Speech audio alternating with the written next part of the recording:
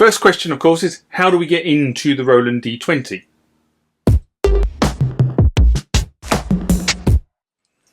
Like many synthesizers of this era, this is a bottom loader. You've got to go in from underneath.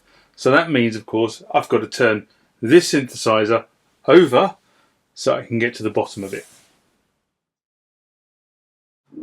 Remember, like, comment, subscribe to the channel.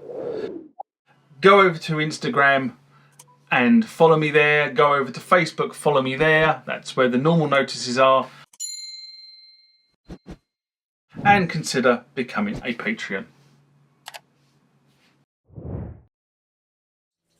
Now, as I bleat on about on many of these videos, get yourself, if you're going to do this sort of stuff, get yourself some of this foam stuff, expanded foam, because it's brilliant for cushioning the keyboard. It means that the keyboard is not laying directly on the workbench, and it also means, like on this keyboard where I have a protruding joystick, which is obviously the pitch bend and modulation on the Roland series, that is obviously about that far off the keyboard itself. It means that is not being forced onto the workbench. It's being kept aloft from the workbench, and therefore you're not damaging another component while you're trying to fix this synthesizer. So, as I said, you've got to go in from underneath. Now, if my memory serves me, all these screws have got to come out. Now, somebody's obviously been here before there, because there is a screw missing. So at some point during this restoration, I will go and get some screws. Now, I know I need to go and get some screws anyway, because I'm also going to be doing the D10 at the same time. They're going to kind of run in parallel, although you might not see the videos in parallel on the channel. But that has quite a few screws missing, so we'll just deal with both at the same time. I think this is a, I'm not going into my trusty Bosch set, I think this is a Posi 2, if I remember correctly. Is that the one? No, that's not the one. Is it a Philips 2? Yes, it's a Philips 2. Right, that's one side. Put that in my trusty.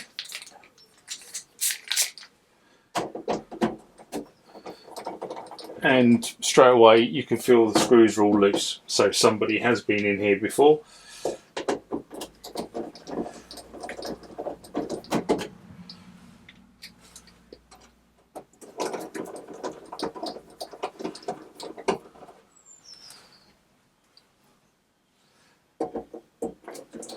In fact, I might actually replace some of these screws because they look horrible, which is the sign of a keyboard that has been used. Yes, we would all love to get hold of keyboards in mint condition, but for a keyboard that is now coming up for 30 something years old, actually more than 30 something years old,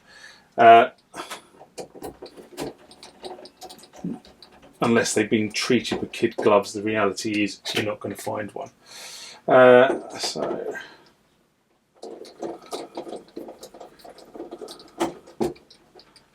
as you can see from the overhead, I always place the screws roughly where they came out.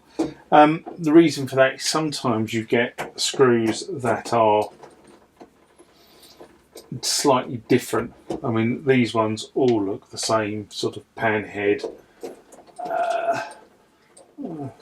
bigger than, well, M3 I suppose.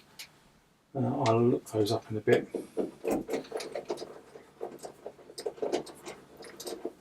But I should be able to get hold of some of those in black that I can replace these screws with as part of the restoration process.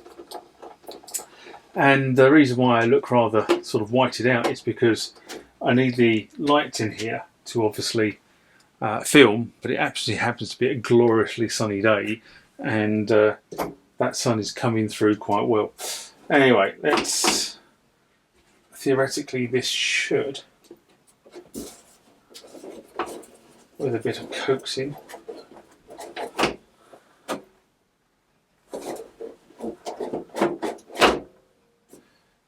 No, it doesn't, does it? It's going to be these. Right, so I think I also need to take out these bottom screws here, and as you can see, the case has been a bit damaged on this end. Not sure whether you can see that on the overhead, but there is some damage where that screw has been done up too tight. Again, these all look like they could do with being replaced at some point.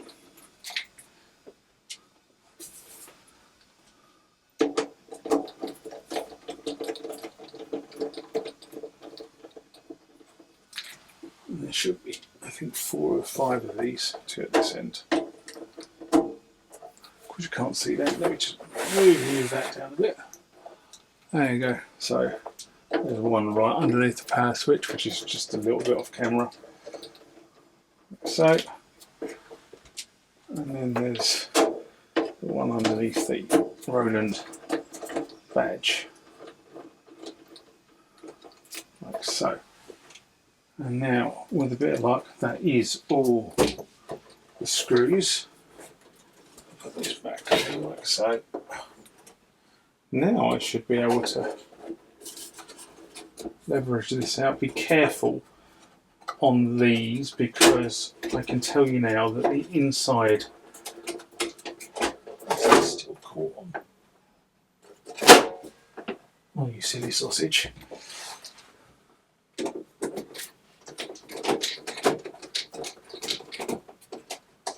Missed 2.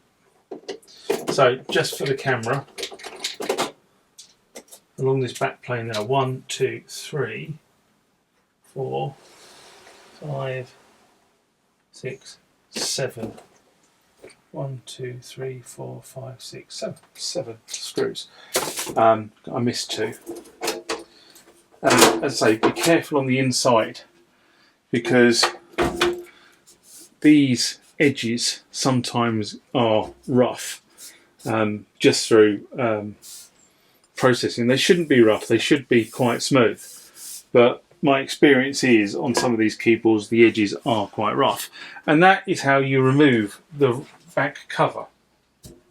Put that to one side. Okay, you should be able to see on the overhead all the inner gubbins now, or all the main bits of inner gubbins.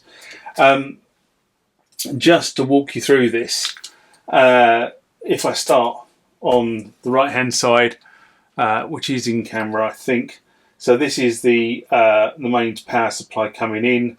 That's the glass fuse for protecting the unit. Then we have a 240 volt transformer, although it can operate 220, 120, 100, and I actually do have, I think I have, yeah, there you go.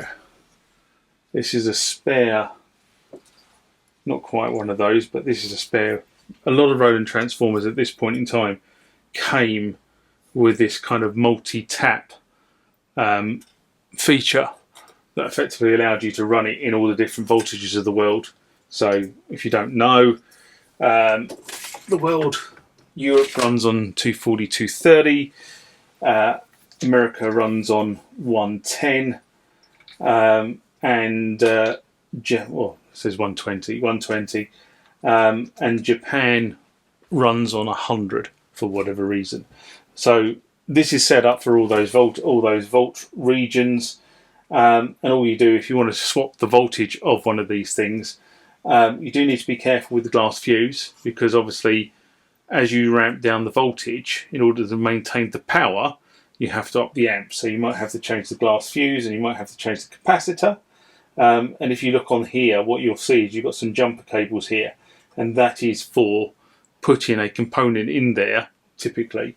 And now I'm not looking at the specs of this, so I am talking in a generic fashion, but typically you would put an additional couple of components in there for running different voltages.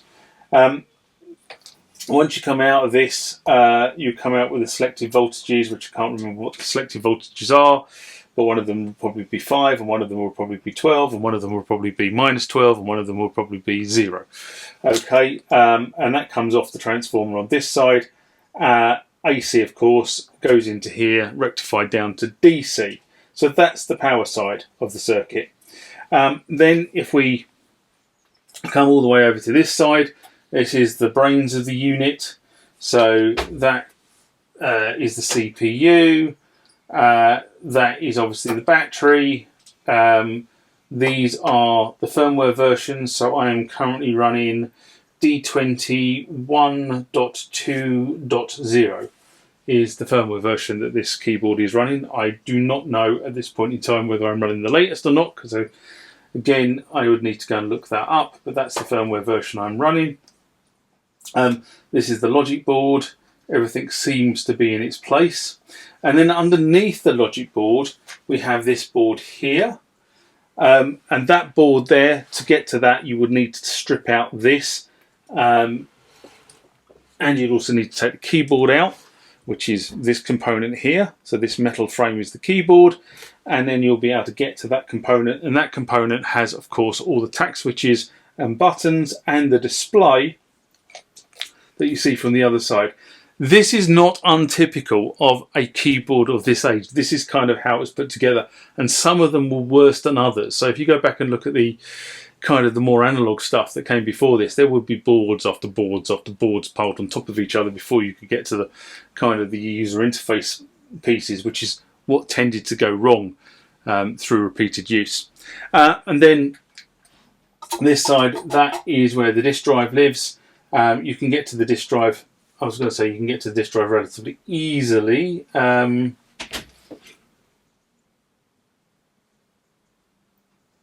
Yeah. Although having said that, I'm not so sure. Not having worked on one of these for a long while, I'm trying to think. I do think actually you need to take that out. Yeah, you need to take that frame out, which unfortunately has a screw that is right under there. So you would need to strip this out, that out, to get to the frame to take the disk drive out, because in order to release the disk drive, you've got screws down the side. There's a screw there, there's a screw there, there's a screw there, and there's a screw under there. So changing the disk drive on this keyboard is probably not going to be easy. Thank God I think it works, but we need to test that. And that is obviously the pitch bend and modulation wheel. So that is the inside, how to get into a Roland D20, and that is the inside of a Roland D20. Next video will be how to change the battery on this unit.